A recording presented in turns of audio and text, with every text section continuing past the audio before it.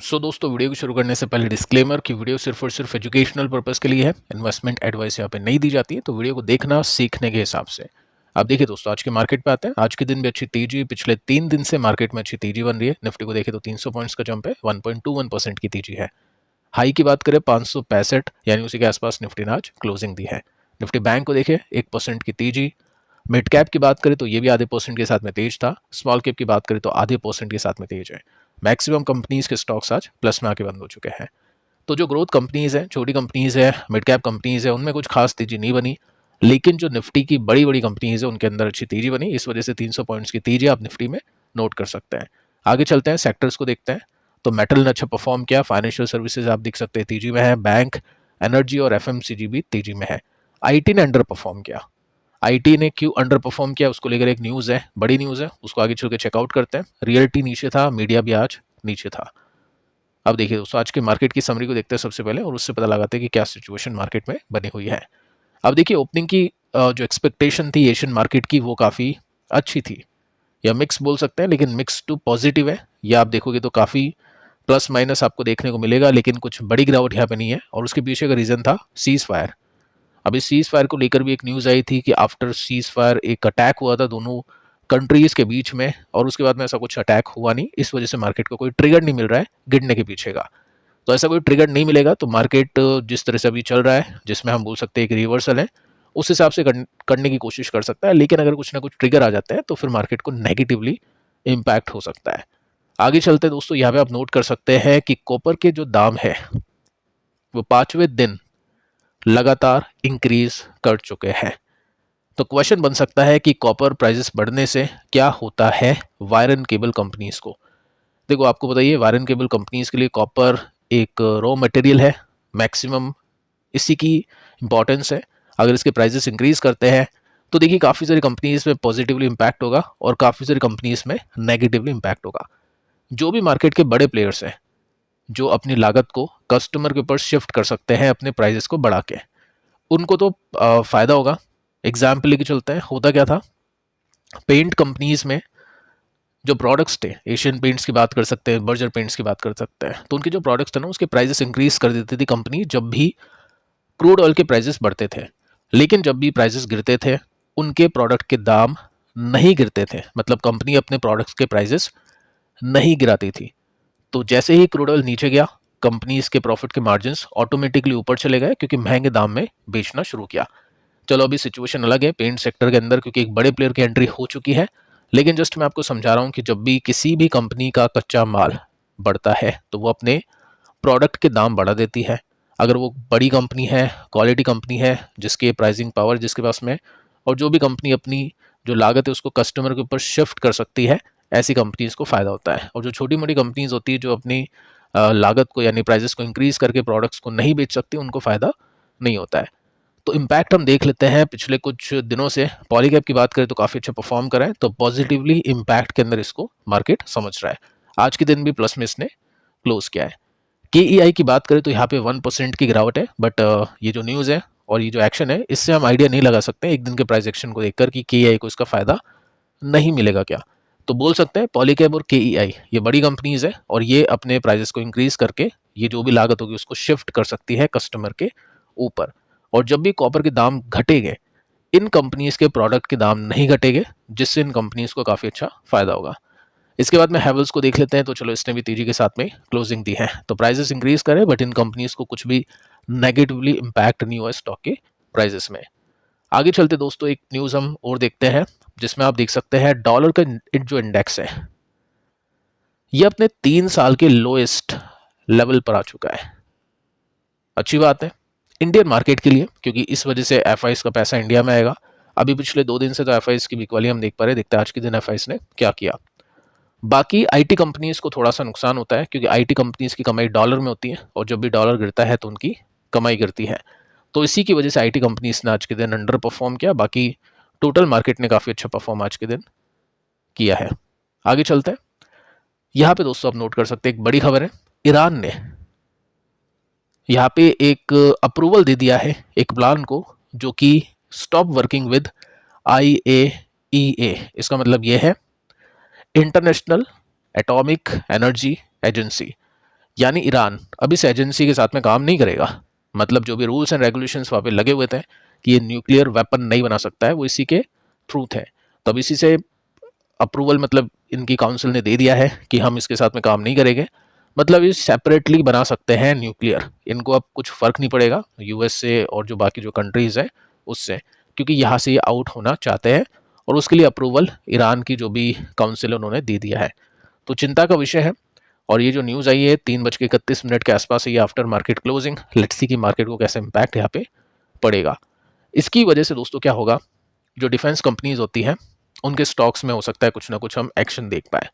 साथ में दोस्तों आप नोट कर सकते हैं कि यहाँ पे मेंशन कर रखा है कि यूएस की जो इकोनॉमी है वो श्रिंक हो चुकी है, गिर चुकी है 0.5% से आधे परसेंट के साथ में। काफ़ी बड़ा नंबर है वैसे देखा जाए तो, क्योंकि बीपीएस में भी काफ़ी इंपॉर्टेंट इम्पैक्ट होता है इन कंपनीज के, सॉरी कंट्रीज़ के ऊपर, इकोनॉमी के ऊपर, क्योंकि यहाँ पे 0.5% के साथ में ये घट चुकी है Q1 में। अब इसके पीछे का रीज़न है इम्पोर्ट बढ़े हैं टैरिफ लगने से पहले, क्योंकि टैरिफ लगने के बाद तो क्या होगा, महंगे हो जाएंगे। 90 डेज का टाइम यहाँ पे दिया था, तो इसी की वजह से ये जो इकोनॉमी है ये गिर चुकी है, इसकी जो जीडीपी है गिर चुकी है 0.50% के साथ में। अब देखो न्यूज़ आई है अभी कुछ समय पहले, इसका इम्पैक्ट होगा यूएस के मार्केट के ऊपर, और डाउ जोन्स अभी किस तरह से परफॉर्म करे वो भी मैं आपको आगे चल के बता देता हूँ। साथ में दोस्तों आप देख सकते हैं कि softer then expected consumer spending, साथ में एक्सपोर्ट परफॉर्मेंस काफ़ी लो है टैरिफ की वजह से, तो ये रीज़न है यहाँ पे घटने के पीछे का। अब मैं आपको ये भी बताना चाहूँगा कि कितनी एक्सपेक्टेशंस थी और कितनी यहाँ पे गिरावट हुई है यूएस की जीडीपी में। ये देख सकते हैं शाम को 6 बजे के आसपास की न्यूज़ है, जस्ट अभी कुछ समय पहले। इसमें आप देख सकते हैं यूएस की जीडीपी डिक्रीज कर चुकी है 0.50% से Q1 में। पिछला जो ड्रॉप था वो 0.20% का था, यानी उससे भी ज़्यादा अभी गिर चुकी है। एस्टिमेट की बात करें तो एस्टिमेट थी 0.20% के गिरने की, लेकिन एस्टिमेट से ज़्यादा गिरी है, which is bad news. News अच्छी नहीं है। लेकिन दोस्तों इम्पैक्ट अगर मैं देखूँ अभी यूएस के मार्केट के फ्यूचर में क्या चल रहा है, तो जैसे ये डेटा मैंने अभी आपके लिए लिया 6 बजे के आसपास, उसका डेटा आपके सामने है और इसमें कुछ खास इम्पैक्ट नहीं है, गिरावट आप नहीं देख सकते यहाँ पे। 91 पॉइंट्स की तेजी है, तो मार्केट को कुछ खास फर्क अभी नहीं पड़ रहा है। लेट्स सी कि आगे क्या कमेंट्री होती है, क्या कुछ बातचीत होती है, कैसे रिजल्ट आते हैं, कैसा आउटकम आता है बड़े प्लेयर्स बड़े ब्रोकर्स की तरफ से, उसके हिसाब से मार्केट रिएक्शन देगा। तो ये कुछ बड़ी खबरें हैं मार्केट को लेकर। अब देखिए दोस्तों एक और न्यूज़ आपको देना चाहूँगा, जस्ट अभी कुछ समय पहले आई थी, जिसमें आप देख सकते हैं ईरान ने ट्रांसफ़र कर दिया है यूरेनियम फोर्डो, जो यहाँ पे स्ट्राइक किया था यूएस ने, यहाँ से यूरेनियम को ट्रांसफ़र कर दिया है। ठीक है, तो ये एक बड़ी खबर है। मतलब यूएस की स्ट्राइक तो हुई, ट्रंप ने काफ़ी हल्ला मचाया कि हमने ये कर दिया वो कर दिया, लेकिन कुछ भी इम्पैक्ट उसका नहीं पड़ा। तो इसका मतलब है एक और स्ट्राइक शायद हो या फिर कुछ और वहाँ पे चीज़ें घटित हो, तो बैड न्यूज़ है। और देखते हैं ये न्यूज़, तो चलो आफ्टर मार्केट क्लोजिंग आई है आज के दिन, डिफेंस कंपनीज ने कैसे परफॉर्म किया उसको भी चेक करते हैं। तो 0.32% की तेजी के साथ में ये क्लोज हो चुके हैं। अब देखो ऐसा नहीं होगा डिफेंस कंपनीज डेली बेसिस पे चलती रहे, ऑलरेडी काफ़ी स्टॉक चल चुके हैं, वैल्यूएशन काफ़ी ऊपर जा चुकी है। क्वार्टर में देखते हैं, इस क्वार्टर के रिजल्ट में देखते हैं किस तरह की कमेंट्री आती है इनके मैनेजमेंट की तरफ से आगे के ऑर्डर बुक को लेकर, और उसके हिसाब से इन्वेस्टर्स अपने रिएक्शन को देने की कोशिश करेंगे। और वैसे भी दोस्तों Q1 के रिजल्ट है, इन्वेस्टर अभी वेट एंड वॉच के मोड में है। अभी जो भी बेट ले रहा है वो जस्ट इस हिसाब से ले रहा है कि एक्सपेक्टेशन हो सकता है किसी सेक्टर की अच्छी हो, तो रिजल्ट आने से पहले स्टॉक के प्राइसेस ऊपर चल जाए। कौन कौन सी कंपनीज ने पिछले क्वार्टर में रिजल्ट अच्छे दिए थे, कौन कौन से सेक्टर्स ने पिछले क्वार्टर में रिजल्ट अच्छे दिए थे, मैं आपको बता चुका हूँ। और उन कंपनीज के स्टॉक्स में Q1 से पहले तेजी देखी जा रही है। अब रियल में क्या होगा, नंबर्स अच्छे हो गए बुरे हो गए, वो आपको Q1 के रिजल्ट आने पर पता चलेगा। तो काफ़ी इन्वेस्टर्स वेट एंड वॉच की मोड में है, मैक्सिमम इन्वेस्टर्स, और जो भी मतलब डीप रिसर्च कर चुके हैं कंपनीज के ऊपर या ट्रैक करे काफ़ी पहले से, उनके हाथ में भी है चांसेस कुछ ना कुछ करने का। बाकी इन्वेस्टर्स अभी वेट एंड वॉच के मोड में है। अब देखिए दोस्तों 3 कंपनीज हम यहाँ पर डिस्कस करने वाले हैं जिनके स्टॉक प्राइसेस में अच्छा एक्शन देखने को मिला है पॉजिटिवली। एक कंपनी है जो ऑल टाइम हाई पर है जिसका नाम है एबॉट इंडिया, के ऊपर है, उसको देखते हैं। साथ में 2 कंपनीज के स्टॉक्स में रिवाइवल चल रहा है, रीबाउंड, यानी काफ़ी नीचे गिर चुके हैं, उसके बाद में रिवर्सल रिकवरी हम नोट कर सकते हैं। तो देखिए जो फर्स्ट कंपनी है इसका नाम है एबॉट इंडिया। स्टॉक का प्राइस काफ़ी महंगा है, 33,000 रुपीज़ का है, 5% की तेजी, 1,500 रुपीज़ एक दिन में ऊपर चला गया। वैल्यूएशन की बात करें तो 50 का पी है, 70,000 करोड़ का मार्केट कैप इस कंपनी का। आगे चल के देखते हैं स्टॉक का परफॉर्मेंस कैसा है। तो कंसिस्टेंट ग्रोथ इसमें मिल रही है। और आपको पता होगा कि फार्मा सेक्टर में कुछ लीडर्स हैं। अगर मैं डोमेस्टिक फार्मा की बात करूं तो डिविस लैब है, और अगर मैं इंटरनेशनल फार्मा की बात करूं तो एबॉट इंडिया है। ये दोनों कंपनीज फंडामेंटली काफ़ी स्ट्रांग है और मार्केट लीडर्स हैं। एबॉट इंडिया डायबिटीज़ के जो पेशेंट्स इंडिया में मैक्सिमम है, तो उसकी दवाई बनाता है, और इसकी काफ़ी सारे पेटेंट से काफ़ी मोनोपोली है, और कोर्सेज होते हैं इन दवाइयों के, आपको पता है। तो कंसिस्टेंट यहाँ पे ग्रोथ मिलती है, और कंसिस्टेंट इन कंपनीज की सेल्स इंक्रीज करती है। ग्रोथ के हिसाब से टोरेंट फार्मा भी अच्छा है, मतलब ये कुछ कंपनीज है जो काफ़ी ज़्यादा बड़ी हो चुकी है और काफ़ी अच्छी ग्रोथ ऑलरेडी मिल चुकी है, और अभी भी कंपनीज के अच्छे परफॉर्मेंस आप देख सकते हैं।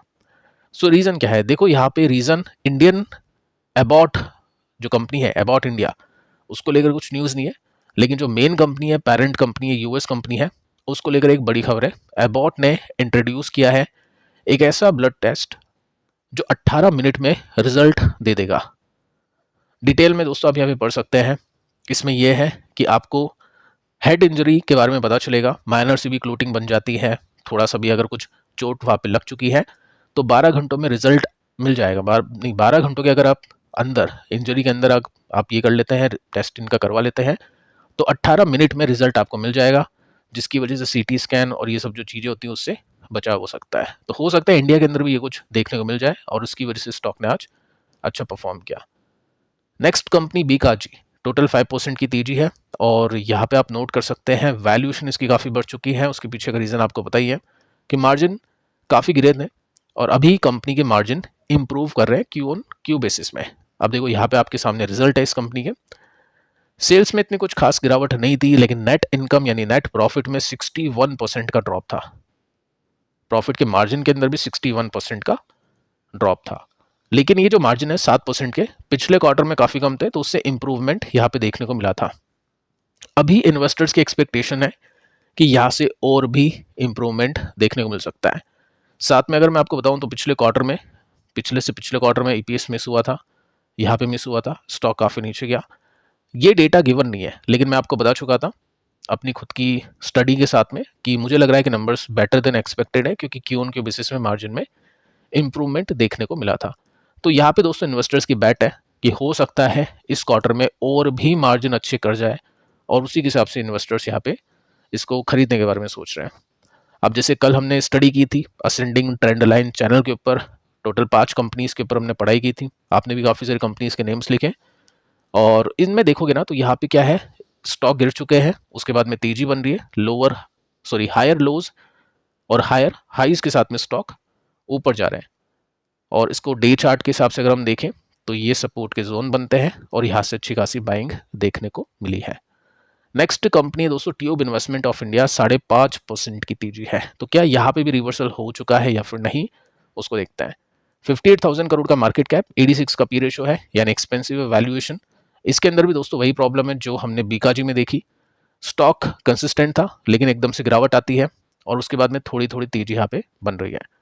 मैं आपको इसका डेटा दिखाऊं तो इसमें भी आप देख सकते हैं कंपनी की नेट रेवेन्यू अच्छा था, 15% के साथ में बढ़ा था। नेट इनकम कंपनी की 80% के साथ में गिरी थी, क्योंकि प्रॉफिट के मार्जिन भी इसके गिर गए थे 80% के साथ में, 1% का मार्जिन ओनली। और इसमें आप देखोगे तो पिछले क्वार्टर में अच्छा परफॉर्मेंस कंपनी ने कर दिया, कि उनके बेसिस में तेजी बनी। मतलब इतने घटिया रिजल्ट जो आप देखोगे 70-80% गिरने के बाद भी आप यहाँ पे नोट कर सकते हैं ईपीएस बीटन बाय 216%, क्योंकि मार्केट अभी मार्जिन को देखेगा क्यू के बेसिस पे, ना कि वाइनवा बेसिस में। तो यहाँ पे भी लग रहा है इन्वेस्टर्स को कि क्यू के बेसिस पे इंप्रूवमेंट देखने को मिल सकता है इस क्वार्टर के अंदर। और इसी की वजह से क्या है, यहाँ पे चीज़ें खराब हो चुकी हैं। 300, 900, 1300, 1700 बहुत अच्छी ग्रोथ थी यहाँ पे, लेकिन एकदम से 1000 करोड़ का प्रॉफिट यानी 1700 से घट चुका है। और उसके पीछे का रीज़न आपको बताइए, मार्जिन का ड्रॉप होना इन्फ्लेशन की वजह से, और ये सभी जो कंपनीज हैं वापस से अपने मार्जिन को बढ़ा रही है क्यू के बेसिस पे। तो इसी की वजह से स्टॉक अभी चलने की कोशिश में है। यहाँ पे कंसिस्टेंट तेजी बन रही थी, एक इंटरेस्टिंग ब्रेकडाउन यहाँ पे हुआ, स्टॉक नीचे गया वापस से। दोस्तों आप देखोगे इस गोले के अंदर तो स्टॉक अभी उसी तरह का पैटर्न बनाने की कोशिश कर रहा है जो ऊपर बन चुका था, असेंडिंग चैनल का पैटर्न। तो कंफर्मेशन अभी तक डिटेल में मिला नहीं है, देखते हैं इस क्वार्टर में कैसा रिजल्ट आता है, कंपनी किस तरह से परफॉर्म करती है। बाकी हाँ, असेंडिंग ट्रेंड लाइन चैनल के हिसाब से स्टॉक अभी ऊपर जा रहा है, अपने सपोर्ट को बिना हिट किए ऊपर जाने की कोशिश कर रहा है। लेट्स सी कि आगे कैसे रिजल्ट इनमें देखने को मिल सकते हैं। सो फिलहाल दोस्तों इस वीडियो में इतना ही। ये भी टेक्निकल एनालिसिस का वीडियो आप देख लेना। टोटल 5 कंपनीज के ऊपर डिस्कशन किया था सीखने के हिसाब से। साथ में इस वीडियो को भी आप देख सकते हैं, यहाँ पे भी आपको काफ़ी कुछ सीखने को मिलेगा। Chemical company, bank, consumer defence को लेकर बातचीत की है। तो फिलहाल इस वीडियो में इतना ही। मिलते हैं नेक्स्ट वीडियो में, तब तक के लिए बाय बाय।